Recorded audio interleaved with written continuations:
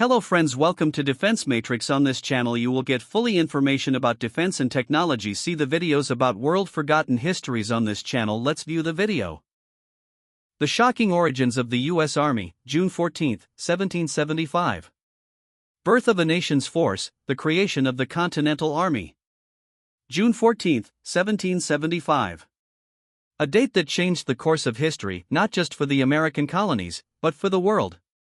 On this day, in a small chamber in Philadelphia, the Second Continental Congress made a decision so bold, so revolutionary, that it echoed like a cannon blast through time: the formation of the Continental Army.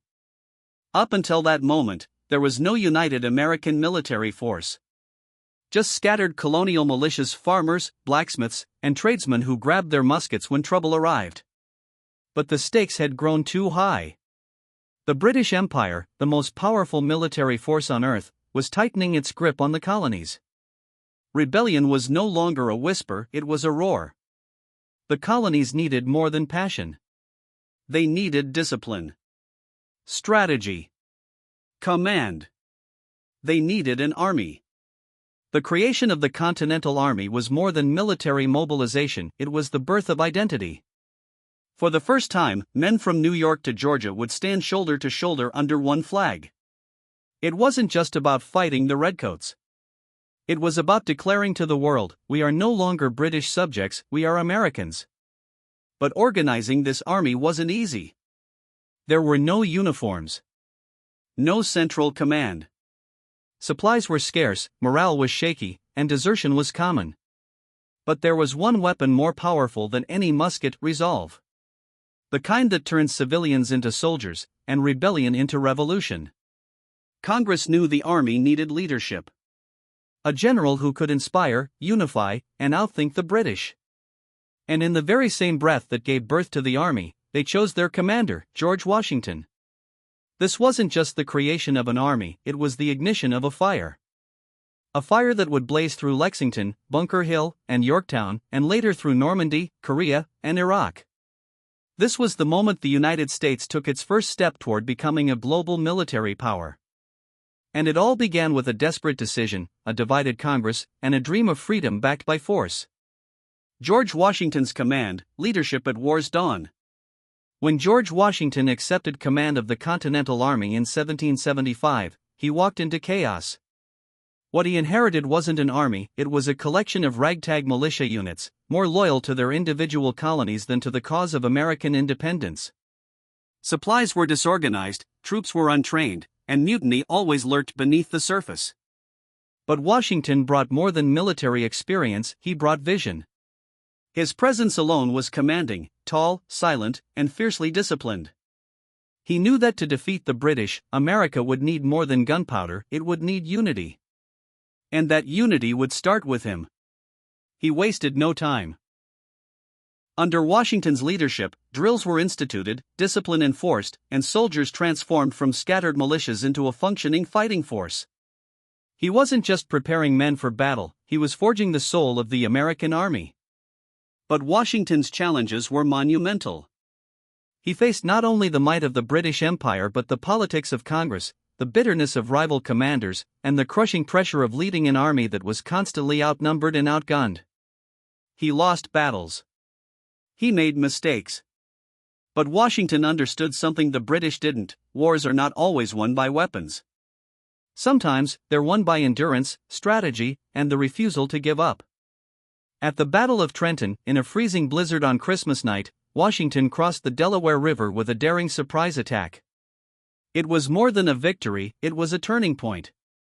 That bold strike proved the Continental Army could fight and win. What made Washington different wasn't just tactical brilliance. It was moral leadership. He refused to seize power when victory came. He chose to step down, not rise up as a king. He showed the world that America's military would serve liberty, not rule it. Washington's legacy became the backbone of the U.S. Army: strength through discipline, courage through hardship, and service before self. In those early days of war, he didn't just lead an army, he defined what American military leadership would mean for centuries to come. Voice 2. The forgotten militias, unsung heroes of the Revolution. Before there was a Continental Army, there were the militias. They were not trained soldiers. They were farmers, blacksmiths, teachers, and tradesmen. But when the call of freedom rang out, they dropped their tools and picked up their muskets. They didn't wait for orders, they defended their homes on instinct. Every colony had its own militia, independent, diverse, and fiercely loyal to local communities. These militias were the first to face British fire at Lexington and Concord. With no formal training, they used trees for cover, ambushed marching columns, and then vanished into the forests. It wasn't just bravery, it was innovation. These men rewrote the rules of warfare. The British Army, trained in open-field European combat, was thrown into confusion by this new kind of fighting. Militiamen attacked supply lines, harassed patrols, and used terrain as their greatest weapon. They turned every hill, stream, and stone wall into a battlefield. The militias became America's early intelligence network. They relayed British troop movements, disrupted communications, and protected colonial leaders. Without them, the revolution might have collapsed before it even began. One of the most famous militia groups was the Minutemen, named because they could be ready for battle in just 60 seconds. Their mobility and readiness made them legendary. But behind every story of a heroic stand, there were dozens more untold sacrifices, men who gave everything without medals or recognition. As the Continental Army grew, many militiamen joined its ranks. Others continued to defend local fronts, ensuring British forces could never rest easy. These part-time warriors became the heartbeat of the resistance. But their contributions were not without challenges. Militias lacked standardized weapons, training, or even uniforms. Coordination between units was often chaotic. Still, their courage and commitment filled a gap the young army couldn't cover alone. Today, we remember the Continental Army. But the revolution didn't begin with an army. It began with neighbors defending neighbors. With sons and fathers who chose to fight not for glory, but for freedom. The militias were the soul of the revolution. The spark that lit the fire. And history will never forget the fire they started. From flintlocks to firepower, the evolution of U.S. Army technology. In 1775, the American soldier carried a flintlock musket. Slow to reload. Prone to misfire. Accurate only at short range. Yet, it was enough to challenge an empire. That musket became the symbol of early American resistance, simple, rugged, and deadly in the hands of determined men. But from that humble beginning, the U.S. Army began a technological evolution that would shape the future of warfare. By the 1800s, the smoothbore muskets gave way to rifles, more accurate, more reliable. Innovations like the percussion cap made firearms faster and more dependable. The Civil War introduced the first repeating rifles, ironclad warships, and even aerial reconnaissance using balloons.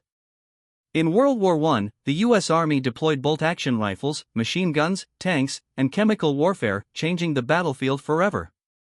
Communications evolved with telegraphs and radios, and mobility soared with the use of trucks and armored vehicles. Then came World War II. Technology exploded. Semi-automatic rifles, advanced artillery, amphibious landing craft, and the atomic bomb.